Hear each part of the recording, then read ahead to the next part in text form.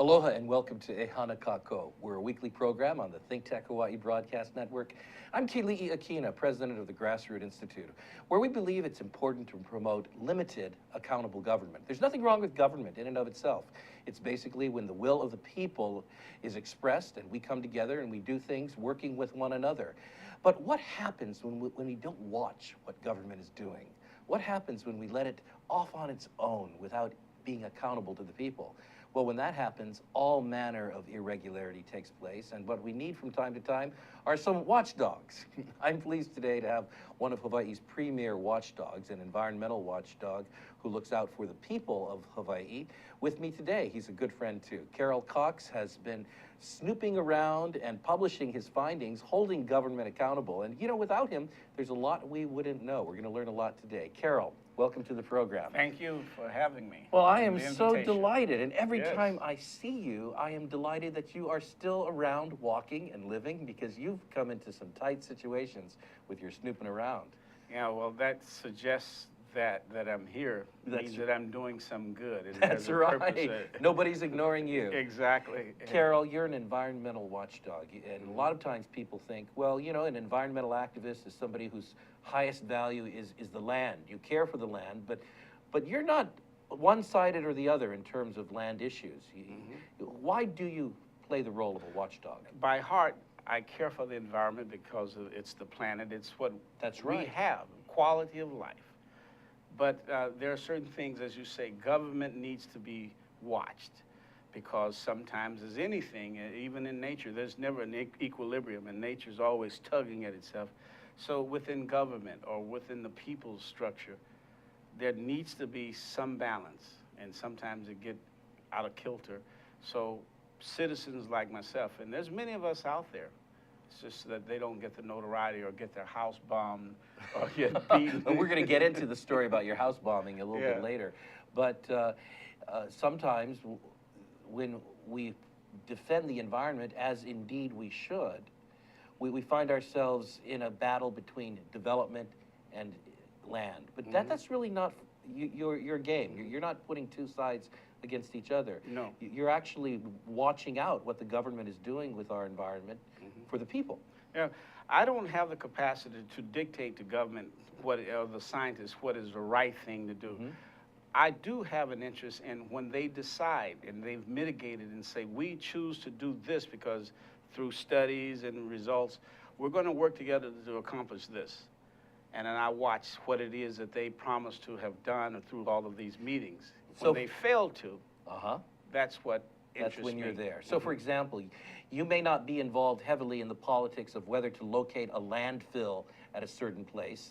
Government and the people make the decision, but once they've done that, and start operating that landfill, you're going to be watching to make sure that they're doing it the right way and no shenanigans. And if they chose a particular site, then I would go back and look to see, was it vetted and how was it vetted, and interested to know who owned that land, because maybe someone else offered a better price that would benefit the taxpayer, but they chose this guy because in perpetuity, it would forever be giving dividends to their friend. Now, would we know this without watchdogs? No, you wouldn't. Is that right? It's government is not good at watching itself. No, in fact, I have come to learn in conclusion concluded that government is a secret body,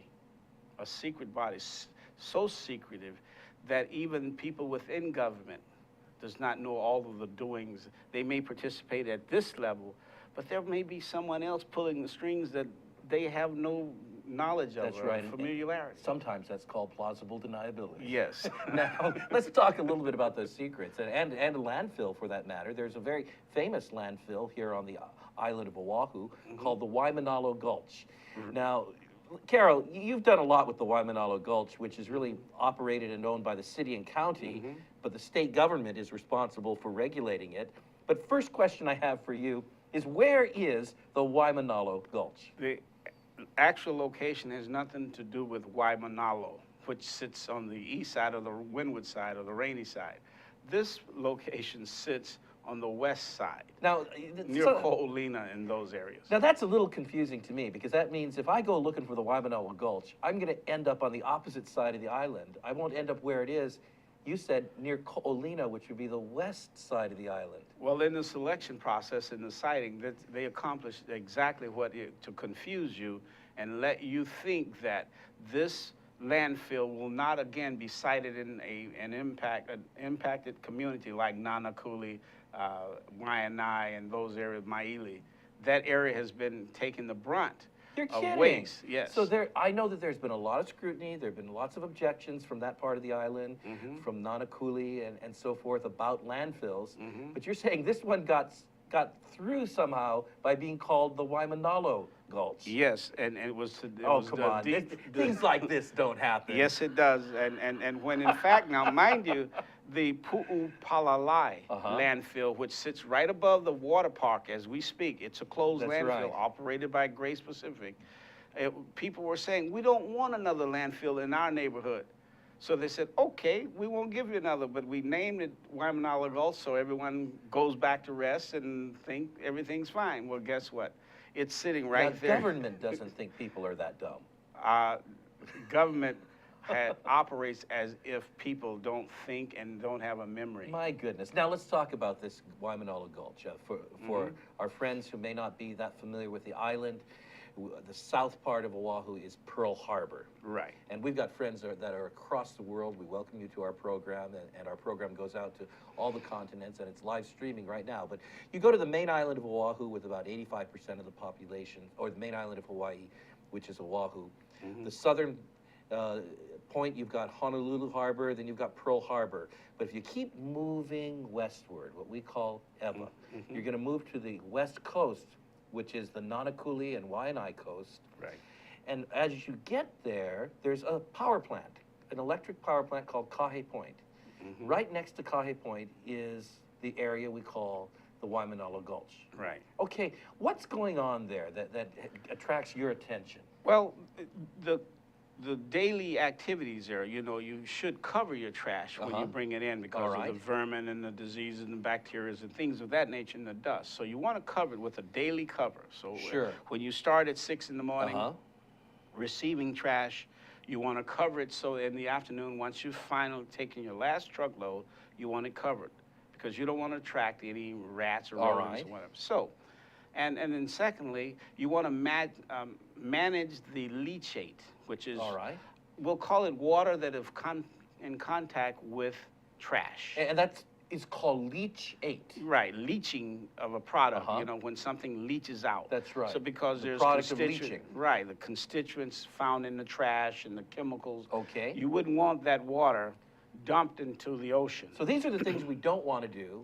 which our state government, Department of Health, I presume, is responsible for watching out to make sure that it's not being done. Right. So I'm safe, right? Because our government is watching out. You're not safe. No, I'm not. In fact, that's an assumption that we all make. I've been there. I have friends and family in Nanakuli, and I've gone to the landfill, and it's actually sandwiched between the Kahe Point power plant and the Hawaiian homelands.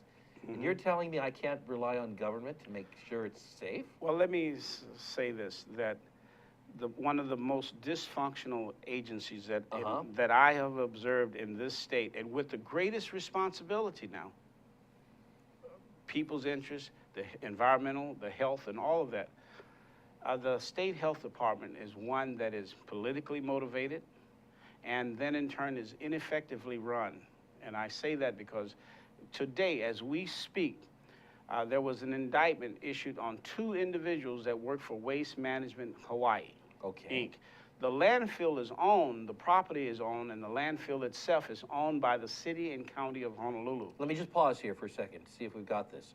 We've got one level of government, the city and county, owning and operating the landfill. Yes. But we've got the state of Hawaii through its Department of Health monitoring it. Regulating it. To own a landfill and operate one, the EPA set specific conditions. All right. And so you're not just willy-nilly siting a landfill. You have strict conditions, the kinds of things you'll accept, municipal solid waste. So what's going on or what's not going on? So there's this indictment because there was a debacle or failure to comply early on in 2010, 2011, that introduced medical waste to the environment and to the Pacific Ocean, and also a lot of leachate. The state issued that, and the attorney, U.S. attorney, issued indictments for 2 men. From that date on, no one has inspected, and the state health department is responsible for inspecting the landfills to make sure that methane gases are in compliance with leaching, that the daily cover, that the materials brought in are monitored, and the leachate, and all of that. For 4 years, they've not conducted an inspection. No inspection? Self-policing. Self-policing? What does that mean? When you're the regulatory body and you're supposed to monitor and regulate, what does self-policing mean? In theory, it means that when something goes wrong, you're going to be honorable and report it. Okay, so now did the city and county do that? Well, let's say this, that they have submitted documents stating that we've had fires in the landfill. Okay. See, fires in a landfill is not the best thing. We have elevated levels of methane. All right. Our leachate sump pumps does not work. The gauges does not work. We serve also as a storage facility for the H-Power, which is a facility that burns trash owned by the city and county. So when their machines are down, the boilers are down, they get to take the material and store it at waste management's facility at the landfill. All right. And the H-Power plant is just a short distance away out at Campbell Industrial Park. Not very far. It's not. So you get that, and so all of this is supposed to be self-reporting. All right. Now, you know what happened when people get the self-report. It invites, and possibly they select what. And they may be timely, but the greatest problem is that the state health department receives monies to conduct inspections, but have relegated that responsibility back to the city and county of Honolulu. And in that case, the city and county of Honolulu, its managers should have been indicted, by the way. When we come back from a quick break, tell us how you started to learn about what's not being done and what's taking place to cover it up in this project out there at Waimanalo Gulch. We have a fascinating guest today, Carroll Cox, environmental activist and watchdog looking out for all the people of Hawaii. You're going to learn a lot about the way government works behind closed doors as we return with Carroll Cox. I'm Keli'i Akina. You're watching Ehana Kako on the ThinkTech Hawaii Broadcast Network. Don't go away.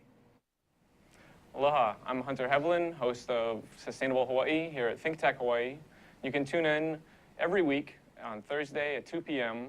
to see interviews with sustainability professionals from around the state and even further abroad, learning about activities with water management, food security, waste management, and a whole host of other fascinating opportunities to get engaged with making a greener island. So if you're interested in making the transition from consuming individuals to communities of producers, check us out every Thursday. Hi, I'm Jay Fidel. That's Ted Ralston. You know, Ted is the host of Where the Road Leads. It shows every Friday from 4 to 5 p.m. It's about technology. It's about how people collaborating and solve problems with modern technology. It's where the road leads. We all know that. We should all be listening. Join us there, 4 to 5 p.m. every Friday. Now, what about that do you agree with? All of it. I knew he'd say that. Aloha. Say aloha. Aloha. Good. Hi, I'm Ethan Allen. I host Likeable Science on ThinkTech Hawaii. And I do this because I care about science literacy in Hawaii. I want to spread the understanding that science is a vital and interesting part of everyone's life. I want to make sure the broadest possible spectrum of people understand the beauty and the value of science and realize that science plays out each and every day of their lives. I want you to understand that science is fun.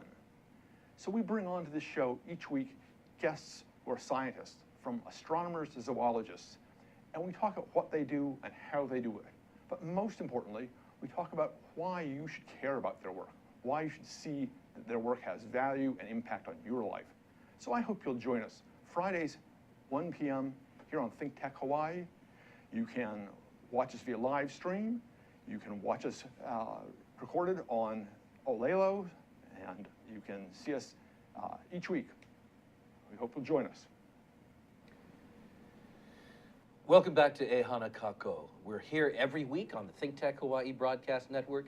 Ehana Kako is based upon a venerable old Hawaiian saying. When you go to any public function today, it's very often the case that someone will open it with the words E Pule Kako, which means let us pray together. Well, Ehana Kako is what we say at the Grassroots Institute, and that means let's work together. Let's work together for a better economy, a better government, a better society. Think of the alternative. Not working together. Nothing gets done. But we're here today because there's something that has to happen as we work together, as we create government, and as we express the will of the people. We have to watch government. And somebody who's been doing that with environmental issues is Carroll Cox. So we're going to dive right back into a fascinating discussion about the Waimanalo Gulch. And you'll recall in the first section, Carroll, you pointed out that part of the deception about even getting the Waimanalo Gulch started is that it was named for being on the opposite side of the island, Right. so that people wouldn't get upset that it's actually being put out there in Nanakuli, next to the Hawaiian homelands. But how did you get into investigating this? It actually started in the town of Waipahu, which is a few miles away from there. Right. This situation developed because my interest, I'm always interested in landfills because they present a problem. But in this case, the city and county of Honolulu was engaged with a contractor to recycle white goods. All right. And the white goods mean are appliances? Appliances, refrigerators, washers, and dryers. All right. And so I was involved in illegal dumping, looking for that and trying to ferret out that. And by accident, I discovered that the city and county of Honolulu had an argument with the contractor, so they decided we will take care of it ourselves. And they smashed it and buried it in an old incinerator site in Waipahu. Oh my goodness. Yes. That sounds not only unsafe, but illegal. Illegal as all get up. So I went out at nighttime and there was an old incinerator and just looked around and found that after getting the tip, that indeed it had been buried.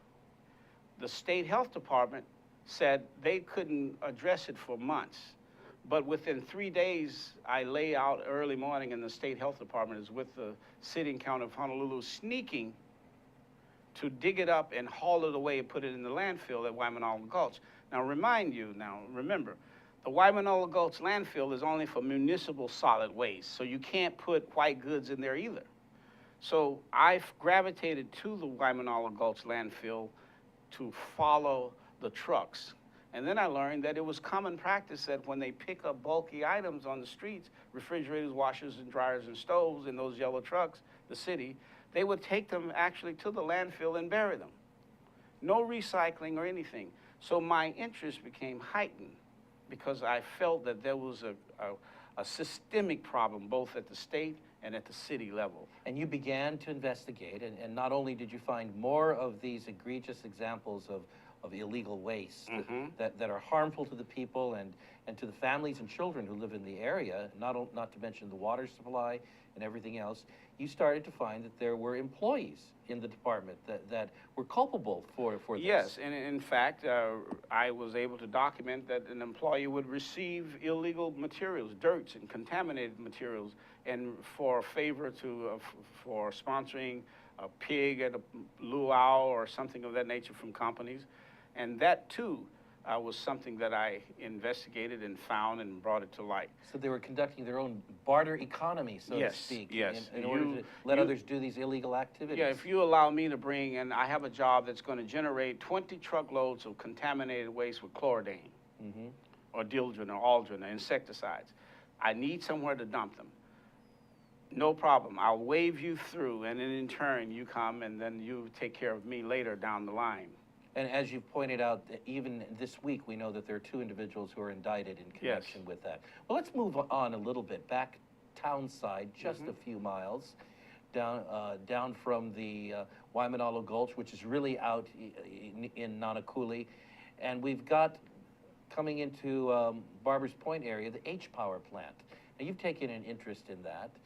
That's something we've been very proud about here in Hawaii, but maybe we've been a little bit deceived. Well, just to set the stage and so that people can understand Sure. this, I believe, in my personal opinion, two of the most archaic methods of dealing with trash and solid waste and municipal waste is dumping it in a hole in the ground Okay, or burning it. all right.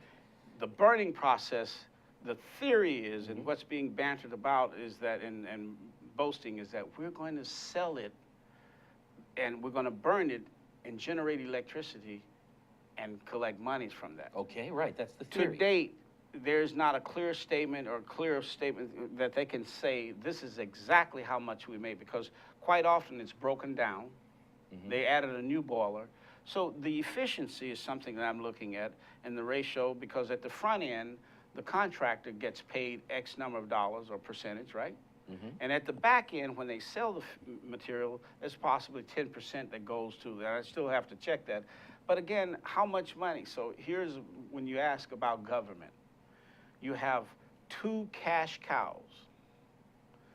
The H-Power, which charges you, let's say, $90 something per ton. So a truck carrying 20 tons generates, and if you have 1,000 trucks a day, I'm not speaking specifically to the numbers, and that's not exact. It may be more, maybe less.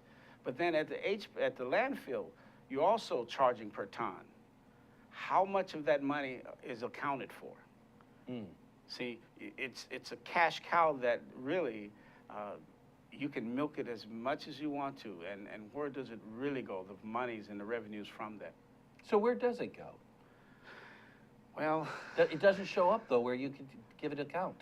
well, if you attempt to, you better be prepared with an army of interpreters and economists and what have you, because it's so convoluted.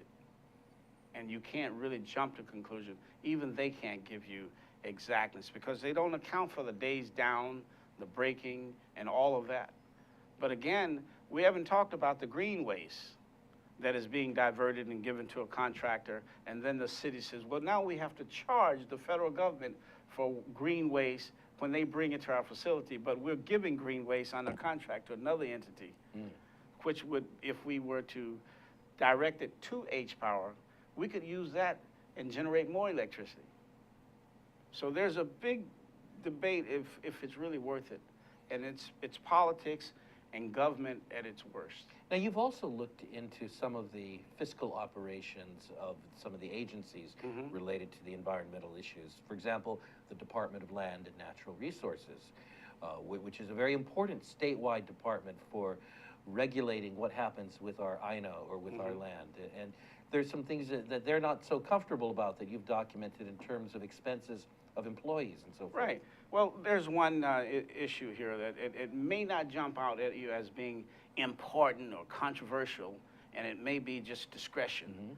But an individual came to work for the Department of Land and Natural Resources, heading the Division of Aquatic Resources. He wrote a letter saying, and presented documents from his doctor saying that when I fly coach, it causes a problem for my back and degenerative problem for my spine. So the doctor then says, well, he should be allowed to fly first class, basically. And so the agency authorized this individual to fly first class. Well, quite naturally, as a watchdog and as a taxpayer, what did that individual bring to the table? What attributes did he have that the one that you did not select have, that we could have said we can't discriminate because of a disability, but we can be discreet as to who we hire if you can't do the job and you're not suitable? Now, for this employee, the travel was not only local travel, was it also mainland and out-of-state travel? To Texas, to Virgin Islands, to Portland, Oregon, to 10 seminars. All right. And he's playing first class. Now, mind you, there's per diem and all. Sure. But you know, a lot of people may say, well, you know, that may be a little excessive, but, right. But what's wrong with it? What's the fraudulent side? Is there something government didn't see that you found out? And I'm going to ask this DLNR to try to recover it and ask the Department of Attorney General to recover that money, because the same individual who had a degenerative back problem, spinal problem, asked the state to pay for his training to become a rescue diver in open waters.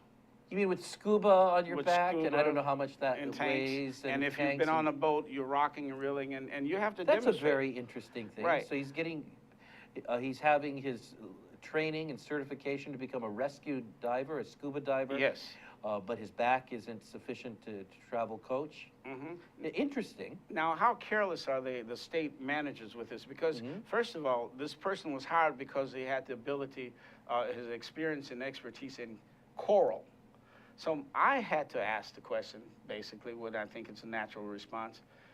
If you have all that expertise, when did you dive? Because you should then have already been certified as a diver. You know, you ask tough questions, Yeah. Carol, and when we come back from a break, we'll move on. As you can see, everybody's not going to be comfortable being questioned by Carroll Cox, and one of the virtues of what he does is he asks those tough questions as to where our money as the people is going, and you're going to hear a little more. When we come back, we're going to talk about some happenings on the Department of Hawaiian Homelands, which Carol has investigated quite a bit. This is ThinkTech Hawaii's Ehana Kako, and we'll be right back after this short break. Hi, aloha. My name is Chris Leatham, and I host a show called The Economy and You. The show plays every Wednesday at noon, and on my show, I bring on guests who are interested or working in the technology space. And so I'd like you to come and watch the show and learn with me about all the sort of exciting things that we're doing in Hawaii to build and grow our economy ecosystem. So I'd like to say aloha, and I look forward to seeing you on the show. Thank you. Aloha, my name is Miley Scarpino, and I'm the host of the Empower Hour. If you're interested in health, nutrition, fitness, here on the island of Oahu, want to learn more about places to train at or different trainers available, then watch my show on Fridays at 3. We have a great time, and I hope that you'll come join us. Much aloha. Now go get swole. Welcome back to Ehana Kako on the ThinkTech Hawaii Broadcast Network. I'm just so grateful to producer Jay Fidel and to all the wonderful staff and volunteers who make this network happen. In fact, every week the crew is producing maybe 30 to 35 hours of original content that makes a difference for Hawaii and for the world, and it is watched all over the world. So make sure you take a look at other programs on www.thinktechhawaii.com. We conclude our very fascinating session today with Carroll Cox, environmental watchdog. During the break, Carroll expressed, as I've heard him many times, a bit of heartbreak about the real victims of environmental abuse, and they include children. They include residents who live nearby, and you've even grown up with a little bit of that in your own life, and you've seen the human cost. Yes, there's a tremendous human cost, and that is, let's go back to the environment. Remember DDT. Yes. This is not me crying wolf. DDT got into the environment and consumed by animals in some way, ingested, and birds, and their eggshells became thin. And the thinning of those eggshells, when the mother sit to brood or the father sit to incubate the eggs, they would crack. And we saw a decline in brown pelicans and eagles and what have you. So this is a reality. This is the environmental aspect of me, but the watchdog part is, so we addressed and said, no more use of the DDT, and we're going to call it back and no more use. But then when you find someone using it, how do you find it? Because there are some people that may continue to use it. So that's where the watchdog process comes in. And that's not to say anyone is using DDT. Sure. I use it as an example. Well, watchdogging, if we put it, really is a function of citizens. Citizens who take responsibility for playing a role of keeping government accountable. And if we don't take that responsibility, if there aren't people like yourself and others who work with you and support you, this won't be happening at all. We won't know really the truth that is out there. You know, there is an agency where our work, yours and mine, has kind of dovetailed. The Department of Hawaiian Homelands. At the Grassroots Institute, we care deeply about the welfare of the Native Hawaiian people as well as all citizens here. And one of the things that grieves us that we want to work on along with other citizens is to help the Department of Hawaiian Homelands, which is the 4th largest land estate, to reduced the lengthy size of the waiting list of Hawaiians to get onto land so that they can have a place to live. But in the process of decades of not fulfilling that mission, some of that land has gone to other uses. And some of that use happens to be commercial businesses. Sometimes for legitimate purposes, but sometimes, again, government isn't watched, and so certain things happen. And one of those businesses, in fact, many of them have resulted in landfill, dumps and other types of activities and so forth. And there's one in particular that you've been looking into, in fact, for quite a while. You've been investigating on Hawaiian homelands, the area leased to a tenant who operated a raceway park and other businesses. Tell us a bit about that. The raceway park is unique in itself in that people did not want the raceway to be there. So now there's a recent citation issued to the Hawaiian homelands for products that the tenant that they were renting to supposedly left there. Okay, so among the many different things that we could sit here today and talk about, one in particular happens to be the failure to dispose of hazardous materials properly. And now the Department of Hawaiian Homelands is being cited by the state, for that. Right. But now, an interesting point here, to show you the dysfunctionality of it and the political aspect of and what the health department lends itself. Mind you, I found 13 tons of calcium hydroxide illegally dumped on Hawaiian homelands. And as a result, the only guy that got a punishment that's connected to that is me, who was assaulted in an attempted murder on my life, and the leasing. And then in turn, the state health department disclosed. Now, this was a big news story at the time, but sometimes news comes and goes. Let's back up a little bit. You went out there following your instincts, digging around, and you found 13 tons of this toxic waste material on Hawaiian homelands. Right. You couldn't have missed it, and nor did the Hawaiian homelands land agent miss it either. He knew that it was there, but did absolutely nothing. So you got involved in asking questions, making inquiries, sending letters, and so forth, and people began to notice that that Carroll Cox was snooping around.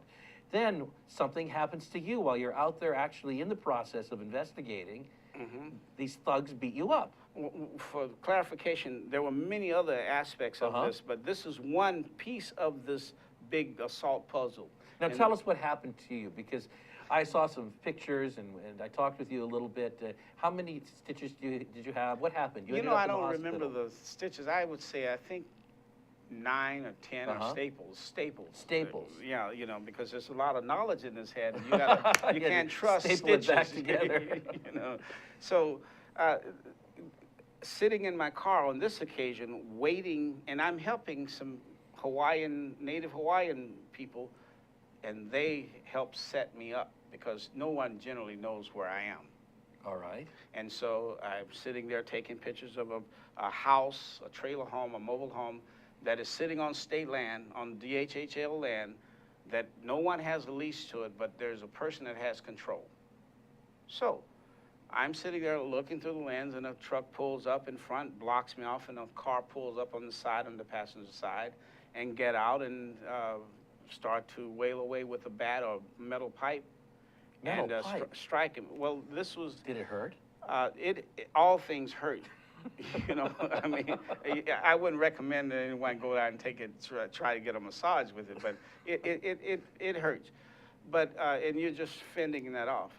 But the pain comes is that I am likely to see when a person steals from Sports Authority, see their picture blasted on the TV in the morning, but in the investigative process, the Attorney General investigator, who was knowledgeable of this, and I presented information to them, called me up and says, "Are you all right? Watch your back." That's it. This is from a professional law enforcement agency, one of the highest levels of law enforcement in the state, and that's all I got. And yet I had met with them and given them all of this documentation. Was the party that beat you up identified and prosecuted? Well, we know who it is. But they were rather lethargic in the investigation. For what reasons, I don't know. I've come to learn that in this town, there are certain people that have friends in certain places, and they get to trade off. So you can commit murder or attempt murder, and you get traded off. And so, but it'll work out. I think in the coming months, things will develop. And part of this investigation led you to continue looking into the Nanakuli homestead lands. yes, Tell us a little bit about that. homes that are boarded up. Mm-hmm. I mean, imagine people living on the beach, and these houses have been boarded up for 9, 10, 12 years, and they can't get through the red tape to put a human being or family in them, or rent them to people, women with no fathers or what have you, with children. That in itself is sickening. And it's unimaginable that any agency, the Department of Hawaiian Homeland, and by the way, the Department of Hawaiian Homeland is, in my opinion, I think it should be done away with immediately. Because everything that I deal with in them, they're either slow on delivering documentation, they don't respect the public, the hearing process is tricky, it's set up to fail, and if you are on the agenda, they're easily move the agenda back so that your issue will never be heard. And if it is heard, rise to the occasion that you do get to be heard. The commissioners have all left because they had a flight to take early, and so you have no quorum. This is a common practice. It's fraudulent and illegal, but again, it's the state. Well, in all fairness to the department, let me at least put on the table what the explanation they have given is over the last several years. And that is, while they've had the land grant from 1920s and are the fourth largest land estate, so they could put people on it, they've not had the cash. They've not had the finances with which to be able to manage it and, for example, renovate those houses you found and so forth. What do you think about that as an answer? Well, I would say that if that was truthful, then we'd all be happy and there wouldn't be any issues. The fact is that, again, back to the illegal dumping. Road and Highway Builders is a company that leases property from. Pasha is a company that leases. I have emails where the Hawaiian Homeland states, basically, paraphrasing, because of the soldiers may leave the country, go into the theater of war, they're not making enough money, so we will allow Pasha to lease the land out, and we will not get any revenue, and it's best to have them leasing it to other people and having tenants so that vandalism does not occur. You would think they would say, we leased it out and we hired security guards to prevent the vandalism. So all of that is pretextual and disingenuous. It is not set up to protect and serve the interests of the Hawaiian people. That is fact, and the documentation that I have repeatedly in various instances suggests that. Going back to one thing, on the Hawaiian homeland, everything that comes in there, there's a lot of illegal dumping. So who gets to clean, when you lease that out, who gets to clean that up? It's at the expense of the Hawaiian homelands. So therefore, that's money taken out of the coffers that could be used to fix those boarded up houses and rent them out, you understand? Right. So this is just I would say, for the sake of street talk, it's a bald-faced lie. It's not being honest about the process. When you lease to people that are leaving contaminants and you're dumping the contaminants in the ground, it has to be cleaned up. There's a great cost in cleanup. And then, not to mention, if you are lucky to get that land, there's no disclosure that there's contaminants in the soil because they don't know. They have no environmental group that monitors that. Well, you know, Carroll, it goes back to what we started with, and that is whether we hold government accountable. It seems that sometimes there are certain agencies that are out of the direct view of the rest of government. Sometimes that might be because they deal with a special population, like the Office of Hawaiian Affairs or the Department of Hawaiian Homelands. And so there's all the more need for watchdogs like yourself. And as we close, is there any last thing you'd just like to say to the watching public today in the last 30 seconds or so? Yeah, if you see anything, give me a call.